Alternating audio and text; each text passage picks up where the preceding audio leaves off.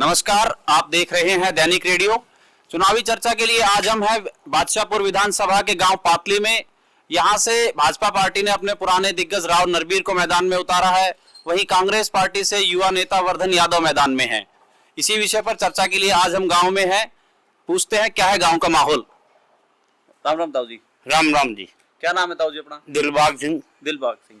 ताऊ जी क्या है गाँव का रुझान इस बार? गांव का रुझान वर्धन यादव पर। वर्धन यादव या कांग्रेस पार्टी? कांग्रेस पार्टी वर्धन कांग्रेस से उठ रहा है जी।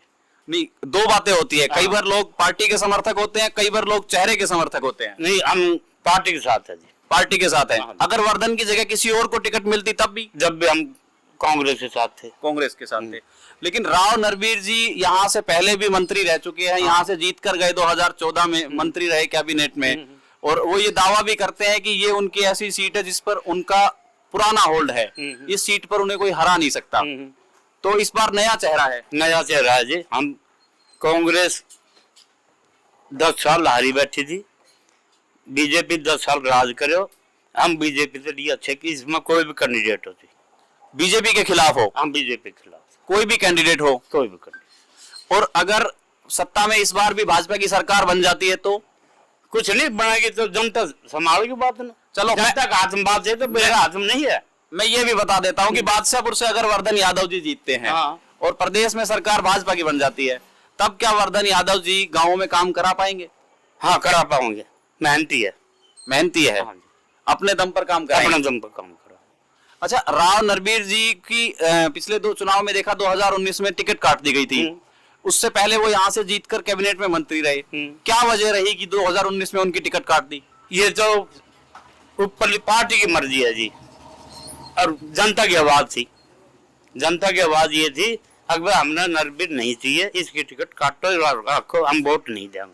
अच्छा ताऊ जी, लेकिन एक चीज और भी है कि जनता की आवाज सिर्फ नरबीर जी के खिलाफ थी, तो भाजपा पार्टी ने एक युवा चेहरा भी उतारा था, मनीष यादव, वो भी हार गए। वो हारा नरबीर के कारण। नरबीर के कारण? हाँ जी। ऐसा क्यों? नरबीर ने सोची भाई राव साहब हमको चीज आदमी ना उठ जाए। ये मतलब जातीय मुद्दा हो गया कि वो कब्जा करने वाली बात हो गई। कब्जा करने वाली बात है। अच्छा, वर्धन यादव जी गांव में आए थे 3 बार। 3 बार? क्या आश्वासन देके गए गांव को? आश्वासन जो काम हमारा पहनने के पड़ा था वो आश्वासन दे गए। रास्ता, गलियारा, रोड और भाई वाटर सप्लाई, सबका आश्वासन दे गए। अच्छा, ये तो मूलभूत सुविधाएं हैं, पानी, रोड, गलियां, निकासी। इसके अलावा पातली गांव का कोई ऐसा मुद्दा जो आपने वर्धन यादव के सामने रखा हो कि जब वो कैबिनेट में जाए तो हमारा काम करें? क्या रखा है? जो हमारे रेलवे स्टेशन रेल नहीं कर रही है, अंबिका प्राण जी, उसका हमारा कुछ जमींदार का खेत में रास्ता नहीं है, तो रेलवे ने कब्जा कर लिया आपके खेतों पे। जो जमींदार हम साहब तकरीबन गांव का है, उन्होंने कब्जा कर लिया। और वर्धन यादव ये बात की वादो कर गया, फाटक बनवाऊ, पुल बनवाऊ। वर्धन यादव ये वादा करके गए? वादा कर गए।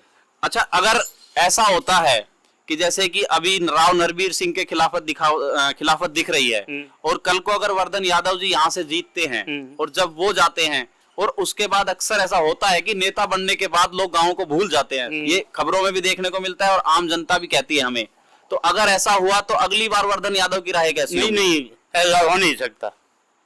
ऐसा हो नहीं सकता? नहीं हो सकता। इतना भरोसा वर्धन यादव? भरोसा है। अच्छा, ये तो चुनावी दौर है, वो अभी 3 बार आए, इससे पहले वो कितनी बार गांव में आए? 2 बार। 2 बार आए। वो क्या सामाजिक कार्यक्रम थे? सामाजिक कार्यक्रम बुलाया, खुद आया, खुद अपना पॉइंट लिया था, भाई मैं गांव में आ रहा हूँ, भाई हम अपनी 10-20 कुर्सी जो बने घाल दी, मैं अपना भाषण दूँ, अपनी 2 बात मैं कहूँ, ये क्या कहता जी। ठीक है। अच्छा, एक और बात, पिछली बार 2019 के चुनाव में हमने देखा कि निर्दलीय उम्मीदवार राकेश दौलताबाद जी को जिताया गया था। राकेश को। अब की बार उनकी पत्नी है। तो इस बार यहाँ से उनकी तरफ कैसा रहेगा? कुछ नहीं है जी, राकेश 5 साल रह लिया, 6 महीना पहले गुजरा था जी। उससे पहले राकेश जीतने के बाद में किसी गांव में हमारा गांव में तो आया ना, कितोर गए हो तो ना। खैर, ये तो मेरे को कई गाँवों में सुनने को मिला, हम भी सर्वे कर रहे थे तो हमें पता लगा कि वो नहीं गए हैं। लेकिन अब कुमुदनी जी कह रही है कि ऐसा नहीं होगा, अब राजनीति नहीं करेंगे, कार्यनीति चलाएंगे। कार्यनीति पहले राकेश नहीं करती है, क्या करेगी? अच्छा, एक बात और बताइए, एक और पार्टी है आम आदमी पार्टी, हाँ। उसका भी हमारे जैसे पड़ोसी 2 राज्यों में उनकी सरकार भी चल रही है, तो उनका जो केजरीवाल जी है वो ये भी दावा कर रहे हैं कि वो हरियाणा में भी अच्छा खासा जनाधार रखते हैं। पातली के एरिया में और बादशाहपुर विधानसभा में उनका कैसा वो है? उसका कोई जनाधार नहीं है जी, कोई जनाधार नहीं है नहीं उसका। बीरू सरपंच उठ रहा बजीगेटा से, कुछ नहीं है जी, बाकी आप अपनी गाड़ी सब ठाई अंदर। अच्छा, एक बात और है कि 10 साल से भाजपा की सरकार है, हालांकि पिछली बार निर्दलीय विधायक थे, उन्होंने भी समर्थन भाजपा पार्टी को दिया था। दिया सब लिया नहीं, तो भाजपा पार्टी ने 10 भाजपा साल लिया है ना उसका समर्थन। भाजपा पार्टी 10 साल से है सत्ता में। सत्ता में भाजपा पार्टी ने आपके क्षेत्र के विकास के लिए क्या कार्य किया? कुछ नहीं किया जी, कुछ नहीं। लेकिन उनके नेता तो ये दावा कर रहे हैं कि उन्होंने गुड़गांव डिस्ट्रिक्ट को, बादशाहपुर विधानसभा को विकसित करने में बहुत कुछ किया है। गुड़गांव डिस्ट्रिक्ट बहुत बड़ा है, बादशाहपुर भी कौन से बहुत बड़ी है, इसमें कोई शक नहीं। सबसे बड़ी बादशाहपुर सीट है जी हरियाणा में, जी सबसे बड़ी सीट है। नहीं मानो बात। हाँ, बाकी कुछ नहीं किया। राव नरबीर जी कभी गांव में आया था जब बना था, जब उसके बाद में नहीं आया 2014 में। हाँ, जब आया था जब मैं पूछता मेरी वोट कितनी है, कितने हीर है, कितने जाट है, कितने ब्राह्मण है, इसने ये बात सचिवालय में कही जी।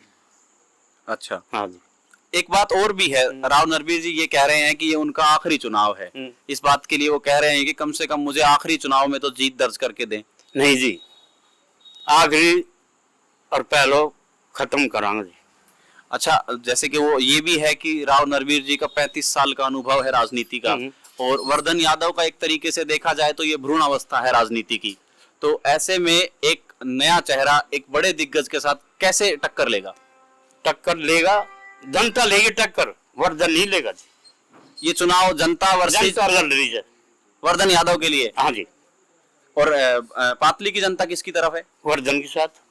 पूरा गांव, पातली गांव पूरा की गारंटी नहीं, 200-300 वोट पाट जा। कितनी वोट है गांव में? 3200। तो मतलब 1200। हम ये कह सकते हैं 90% गांव जो है वर्धन के साथ है। ठीक, क्या नाम है भाई साहब अपना? विनोद कुमार नाम है जी। विनोद कुमार नाम है। आप यादव समुदाय से हैं? नहीं, जाट हूँ जी। जाट हैं जी आप। अच्छा, जैसा कि ये यादव बाहुल्य क्षेत्र है और यहाँ पे 2 यादव चेहरे हैं, जो एक बड़ा चेहरा अपने आप को कहते हैं कि दिग्गज नेता हैं, पुराने नेता है, कैबिनेट में मंत्री भी रहे हैं, 3 बार जीत भी दर्ज कर चुके हैं, और एक बिल्कुल ऐसा नया चेहरा है जो पहली बार राजनीति कर रहा है। अगर देखें विधानसभा चुनाव के लिए पहली बार उनकी राजनीति है। इससे पहले उनका करियर कॉलेज में प्रेसिडेंट रहे हैं, AICC के मेंबर भी हैं वर्धन यादव।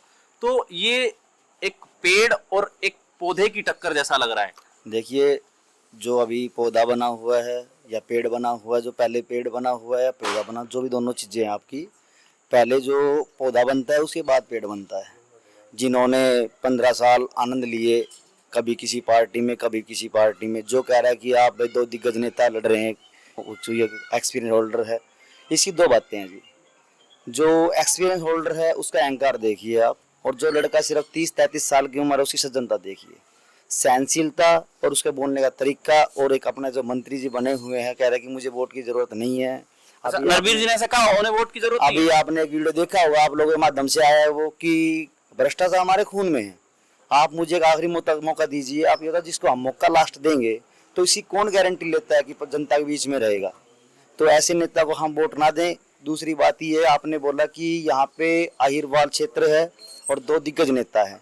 दिग्गज नेता नहीं है जी, वो आपका बेटा है, आपका सेवक है और आपका भाई है, जो सिर्फ मेहनत करने के लिए आया है। सिर्फ एक पहला कैंडिडेट ऐसा है जो गांव में 5 से 6 बार आया है, जिसको टिकट भी कंफर्म नहीं थी, फिर भी उसने मेहनत करी गांव में। और अभी तो ये चुनावी माहौल है जी, हर कोई आता है कि मैं ये कर दूंगा, ये कार्यनीति है जो अभी आप बोल रहे थे थोड़ी देर पहले, और मैं कार्यनीति करूंगा, ये करूंगा। निर्दलीय विधायक को मौका देख लिया, क्योंकि उससे बहुत आशाएं थी लोगों को। जिन्होंने अपना कार्य पूरा नहीं करा, गांव के बीच आए नहीं, और बीजेपी की सरकार रही, उसके के नाम जो रेवड़िया थी वो दूषण चौटाला खा गई जी। इसीलिए निर्दलीय तो ऐसे हो गए जैसे अभी रेडी पे 50 रुपये किलो दर्जन मिलते, केला मिलते, उसी तरह हो गए।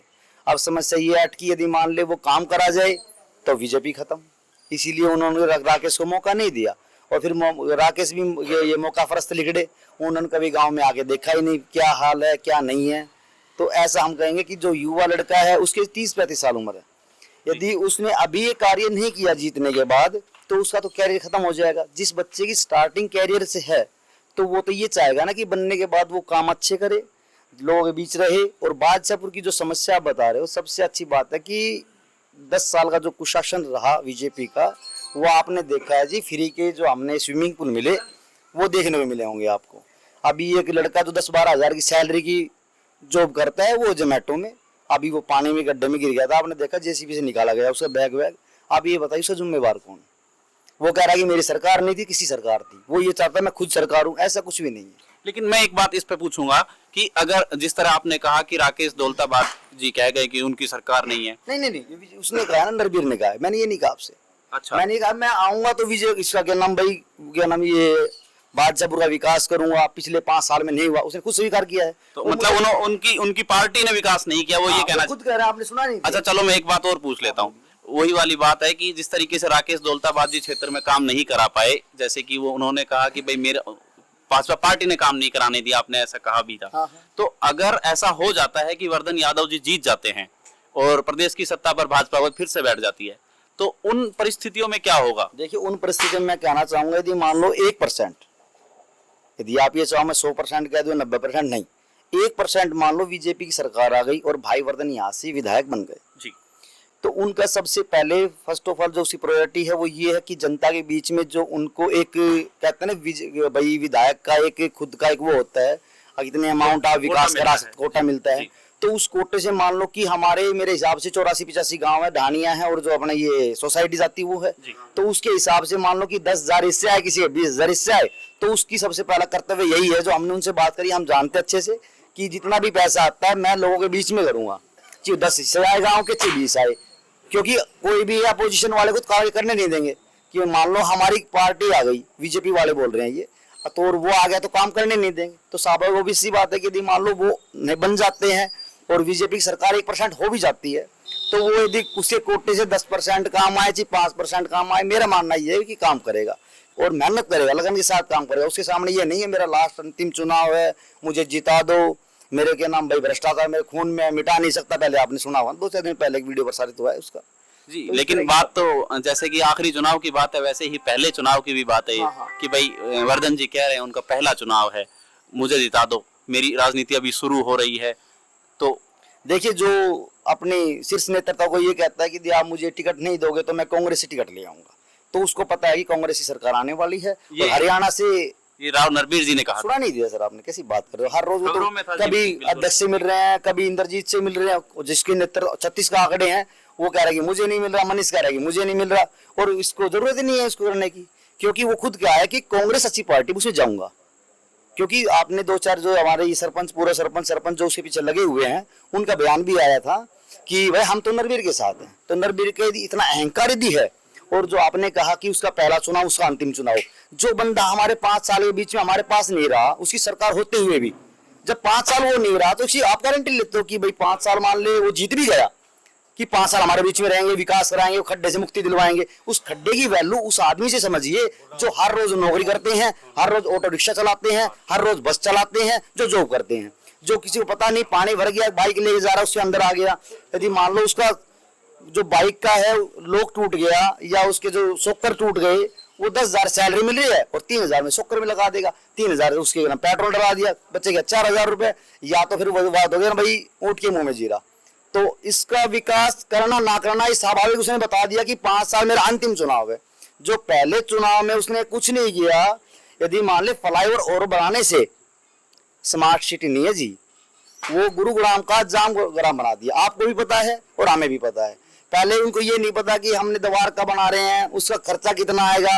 अभी आपने देखा हो जैसे 3-4 पुल बिहार में बने सरकार के सामने, होने से पहले रिबन काटने से पहले बना कुछ बिहार में पुल के समय। अच्छा, एक बात आपने कही कि अगर वर्धन यादव जी बनते हैं तो वो अपने कोटे से मतलब जो आएगा लगेगा। लेकिन हम एक गांव में थे, वहां पे एक बुजुर्ग ने हमें ये कहा कि 5-10 करोड़ तो वो अपने पॉकेट से लगा देंगे। देखिए, जिसके अंदर क्वालिटी और शालीनता है, यदि मान लो लोगों का प्यार उसके प्रति बरकरार रहा, तो उस प्यार के बहाने यदि मान ले वो अपने तन मन से धन से यदि मान ले लोगों की सहायता करते हैं, तो उससे ज्यादा शायद इस बादशाहपुर हल्के के लिए कोई वजह नहीं हो सकती, कोई कारण नहीं हो सकता। मैं सिर्फ ये कहना चाहूंगा, यदि किसी भाई के मन में ये है कि वो जीत रहा है, वो जीत रहा है, मान लो कि हम आपने मीडिया वालों ने सर्वे दिखाया है, तो ये वही मीडिया है जो ये कहती थी यदि मान ले कोई कांग्रेस वाला बोल रहा है तो माइक हटा लेते थे। आज वही मीडिया है जो ये कहते हैं जी आपकी सरकार बनने वाली है। आप क्या कहना चाहोगे?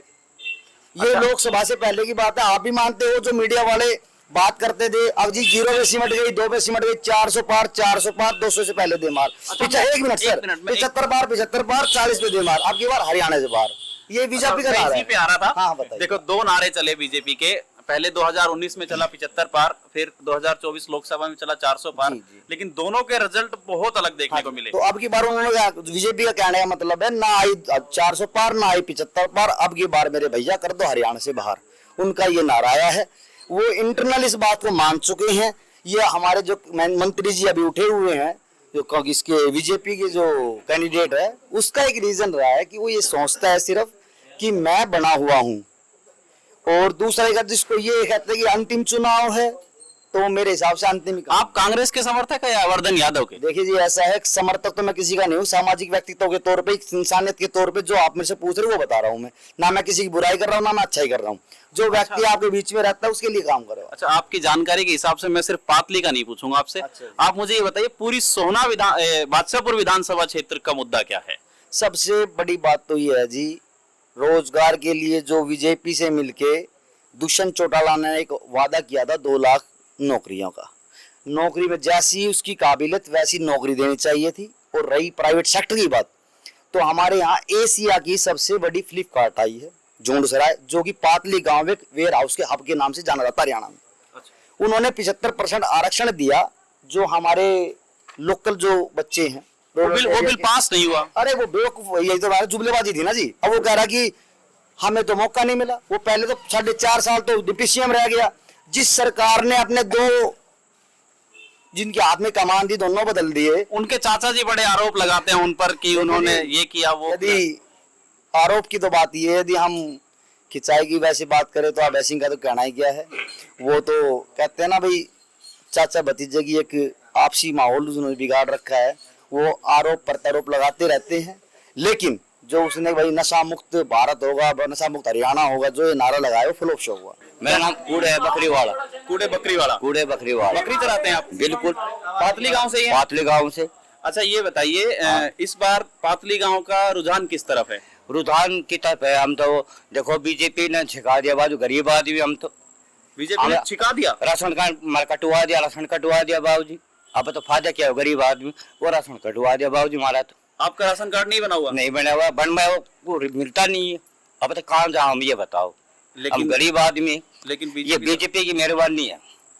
हम बीजेपी के वोट नहीं देंगे बाबूजी, हम देंगे कांग्रेस की, वर्धन यादव की। क्या नाम है जी अपना? संजय। संजय। हाँ जी। संजय जी कहाँ से हैं? पातली से। इसी गांव से हैं? इसी गांव से। अच्छा, इस गांव में आपका क्या मुद्दा है कि आप किसको वोट देंगे? देखो जी, पार्टी को ही वोट मिलती है जी। भाई ने बोला कि हम गरीबों के सबके राशन कार्ड यहाँ कटे हुए हैं। जब बीजेपी सरकार थी, ना कोई नौकरी है, ना कोई बच्चा कामयाब है, अपने मजदूरी करके पेट भर रहे हैं। बीजेपी सरकार ने हमारे लिए कुछ नहीं किया गरीब के लिए। इस बार किसकी तरफ है यहाँ का? कांग्रेस वर्धन यादव के साथ है। ताऊ जी, क्या नाम है अपना? आजाद सिंह। आजाद सिंह। पातली गांव से ही है जी। किस समुदाय से आते हैं? हरिजन एसी। हरिजन एसटी समुदाय से। अच्छा, इस बार पातली गांव में हरिजन परिजन जो दलित समुदाय है वो किसकी तरफ है? ये जो है ना, वर्धन यादव कांग्रेस के साथ है। जो है कांग्रेस के साथ है या वर्धन यादव के साथ? कांग्रेस पार्टी को, वर्धन यादव को जो है ना सक्षम मान के, शिक्षित और ईमानदार युवा नेता है, और उसे जो है ना गरीबों के हित में बहुत ही अच्छा काम करने का जो है तजुर्बा है। अधिकारियों से भी काम कराने का तजुर्बा है।